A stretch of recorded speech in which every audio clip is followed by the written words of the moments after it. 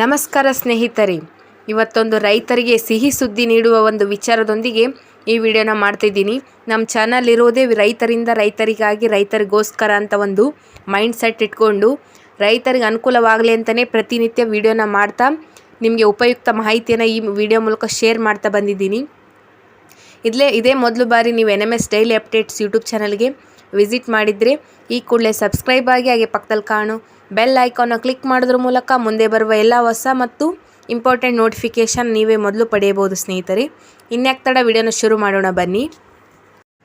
ಕೃಷಿ ಇಲಾಖೆಯಲ್ಲಿ ಕೃಷಿ ಯಾಂತ್ರೀಕರಣ, ತುಂತುರು ನೀರಾವರಿ ಘಟಕ, PVC ಪೈಪ್ ಮತ್ತು ಕೃಷಿ ಭಾಗ್ಯ ಯೋಜನೆಗಳ ಅಡಿಯಲ್ಲಿ ಸೌಲಭ್ಯಗಳನ್ನು ಪಡೆಯಲು ರೈತರಿಂದ ಅರ್ಜಿಯನ್ನು ಆಹ್ವಾನಿಸಲಾಗಿದೆ ಸ್ನೇಹಿತರೆ.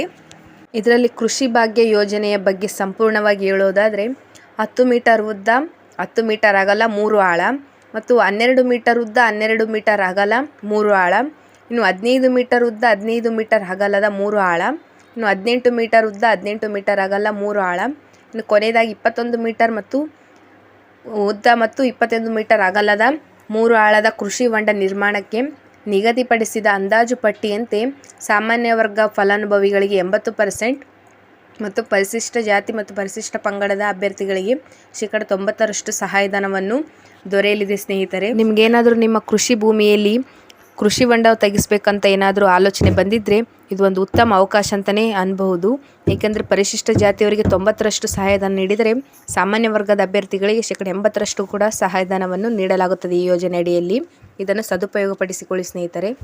ಇನ್ನು ಕೃಷಿ ಯಾಂತ್ರೀಕರಣ ಯೋಜನೆ ಬಗ್ಗೆ ಹೇಳೋದಾದರೆ ಈ ಕೃಷಿ ಯಾಂತ್ರೀಕರಣ ಯೋಜನೆಯಲ್ಲಿ ನಿಮಗೆ power sprayer, brush cutter, power weeder, ಮೋಟೋ ಕಾರ್ಡ್, ಪವರ್ ಟಿಲ್ಲರ್ನಂತಹ ಮುಂತಾದ ಮಿಷನ್ಗಳನ್ನು ವಿತರಿಸಲಾಗುತ್ತಿದ್ದು ಸಾಮಾನ್ಯ ವರ್ಗದವರಿಗೆ ಗರಿಷ್ಠ ಸಹಾಯಧನ ಎಂದು LI ಅಂತೆ 50% ಹಾಗೂ ಪರಿಶಿಷ್ಟ ಜಾತಿ ಮತ್ತು ಪರಿಶಿಷ್ಟ ಪಂಗಡದ ಅಭ್ಯರ್ಥಿಗಳಿಗೆ 90% ಸಹಾಯಧನವನ್ನು ನೀಡಲಾಗುತ್ತದೆ.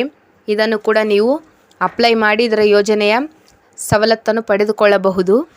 ಇನ್ನು ಕೊನೆಯದಾಗಿ 3ನೇ ಯೋಜನೆಯಾದ ತುಂತುರು ನೀರಾವರಿ ಯೋಜನೆಯ ಬಗ್ಗೆ ಹೇಳೋದಾದರೆ ತುಂತುರು ನೀರಾವರಿ ಘಟಕ ಯೋಜನೆಯಲ್ಲಿ 5 ಸ್ಪ್ರಿಂಕ್ಲರ್ ಸೆಟ್ ಮತ್ತು 30 ಕಪ್ಪು ಪೈಪ್ಗಳನ್ನು ಎಲ್ಲ ವರ್ಗದ ರೈತರಿಗೆ 90% ಸಹಾಯಧನದ ಅಡಿಯಲ್ಲಿ ವಿತರಿಸಲಾಗುವುದು.